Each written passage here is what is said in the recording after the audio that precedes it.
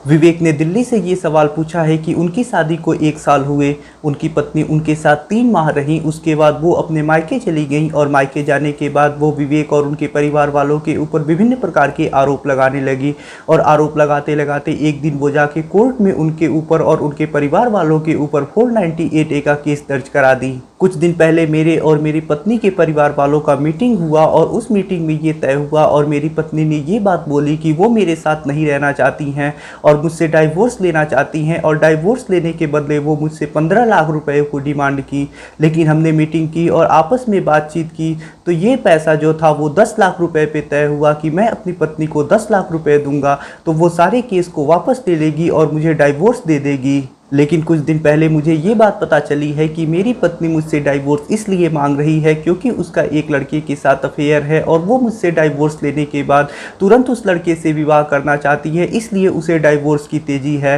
तो सर ऐसे में मैं अपनी पत्नी को अपनी खून पसीने की कमाई नहीं देना चाहता हूँ, तो सर प्लीज़ मुझे गाइड करिए कि ऐसे में मैं क्या करूँ। तो नमस्कार मित्रों, मेरा नाम है आदित्य, आप देख रहे हैं एडवोकेट आदित्य यूट्यूब चैनल। आज के वीडियो में मैं आपसे बात करने वाला हूँ कि जब आपकी पत्नी के साथ आपका केस चल रहा हो तो ऐसे में कब आपको अपनी पत्नी को एक मुश्त भरण पोषण दे के 1 टाइम सेटलमेंट करके केस को खत्म करके डाइवोर्स ले लेना चाहिए और कब आपको ऐसा नहीं करना चाहिए, आज मैं इसी के ऊपर बात करने वाला हूं। तो चलिए वीडियो को शुरू करते हैं।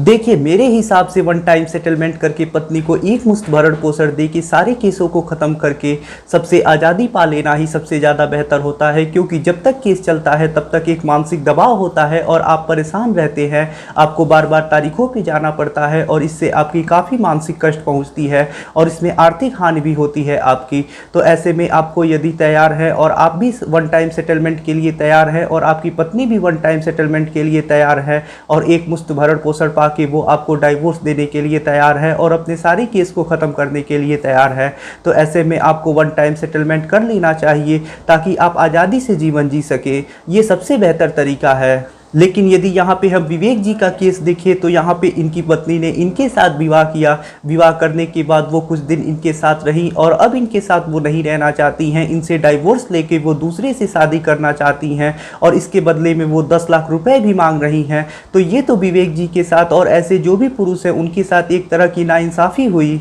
तो जो भी पुरुष ऐसी समस्या से परेशान है कि उनकी पत्नी एक मुश्त भरण पोषण मांग रही है और उसे जल्दी है शादी करने की, इस कारण से वो आपसे सेटलमेंट करना चाहती है एक मुश्त भरण पोषण लेके, तो ऐसे में उन पुरुषों को यदि शादी करना है, यानी जिन पतियों को शादी करने की जल्दी है, वो तो 1 टाइम सेटलमेंट कर लेना चाहिए, क्योंकि तभी वो दूसरी शादी कर सकती हैं। यानी जब उनका डाइवोर्स हो जाएगा उसके बाद ही वो दूसरी शादी कर लेते हैं। तो ऐसे में यदि पति को भी दूसरी शादी करने की जल्दी है तब तो उसे 1 टाइम सेटलमेंट यानी पत्नी को एक मुश्त भरण पोषण दे के डाइवोर्स ले लेना चाहिए और सारे केसों को खत्म करा लेना चाहिए। लेकिन यदि पति के शादी में अभी लेट है, यानी पति को 3-4 साल के बाद ही अभी शादी करना है, तो ऐसी स्थिति में अपनी खून पसीने की कमाई अपनी पत्नी को ऐसे नहीं दे देना चाहिए,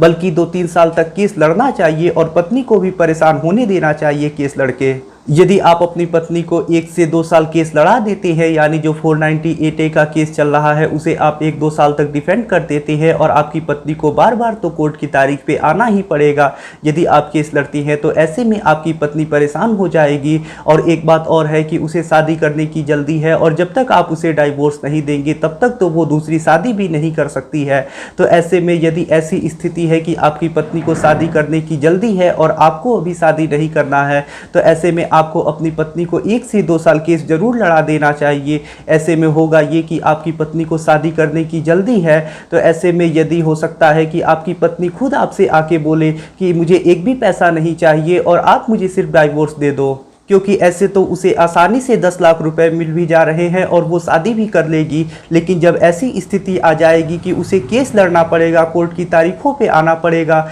उसके बाद भी ये भरोसा नहीं है कि उसे पैसा मिलेगा भी कि नहीं मिलेगा और ऐसे में उसे परेशान भी होना पड़ेगा, तो वो सोचेगी कि पैसे की छोड़ो, हमारी ज़िंदगी बर्बाद हो रही है, समय बीत रहा है, तो इससे अच्छा है कि इस पति से डाइवोर्स लेके मैं दूसरे पति से अब शादी करूँ। और हमने बहुत सारे ऐसे केस में देखा है कि जब पत्नी की डिमांड होती है स्टार्टिंग में 10 लाख और जब 1-2 साल 3 साल केस चल जाता है उसके बाद उसका डिमांड घटने लगता है, यानी 4 लाख 5 लाख रुपए तक बात आती है और इस पे सेटलमेंट होता है। तो ऐसी भी स्थिति में आपके पैसे भी बच सकते हैं। और यदि आपकी पत्नी बिना आपसे डाइवोर्स लिए किसी अन्य के साथ लिव इन रिलेशनशिप में है और आप उसकी एडल्ट्री के सबूत कोर्ट में पेश कर देते हैं, तो ऐसे में आप अपनी पत्नी से डाइवोर्स भी ले सकती हैं और उसे मेंटेनेंस भी देने से बच सकती हैं, यानी आपको एक भी पैसा तब नहीं देना पड़ेगा। तो मैंने आपको 2 रास्ते बता दिए हैं। यदि आप आसान रास्ता चुनना चाहते हैं और सारे केस को जल्दी से समाप्त करना चाहते हैं तो पत्नी वाली कीजिए, यानी जो पत्नी आपसे पैसा मांग रही है वो पैसा देके केस को ख़त्म करा के सेटलमेंट कर लीजिए